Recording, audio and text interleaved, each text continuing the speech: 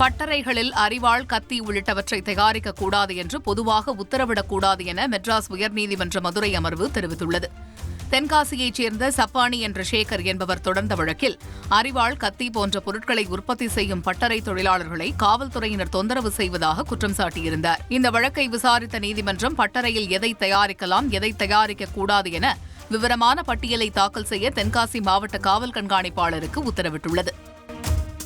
கோவை சங்கமேஸ்வரர் கோவில் தேரோட்டத்தை ஆண்டுதோறும் எந்த இடையூறும் இல்லாமல் தடையின்றி நடத்த வேண்டும் என்று சென்னை உயர்நீதிமன்றம் உத்தரவிட்டுள்ளது. தேரோட்ட திருவிழா நடத்த அறநிலையத்துறைக்கு உத்தரவிடக் கோரி இந்து கோயில்கள் பாதுகாப்பு இயக்கம் சார்பில் வழக்கு தொடரப்பட்டது. இந்த வழக்கை விசாரித்த நீதிமன்றம் தேரோட்டத்தை அமைதியான முறையில் நடத்துவதற்கு தேவையான காவல் பாதுகாப்பை வழங்க வேண்டும் என உத்தரவிட்டு வழக்கை முடித்து வைத்தனர்.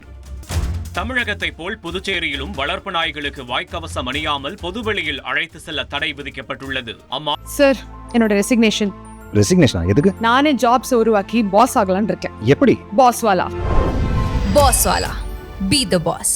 மாநில சட்டமன்றத்தில் எதிர்க்கட்சித் தலைவர் சிவா எழுப்பிய கேள்விக்கு பதிலளித்த முதலமைச்சர் ரங்கசாமி, வளர்ப்பு நாய்களுக்கு முகக்கவசம் அணியாமல் சாலையில் அழைத்து சென்றால் அதன் உரிமையாளருக்கு 1000 ரூபாய் அபராதம் விதிக்கப்படும் என எச்சரிக்கை விடுத்தார்.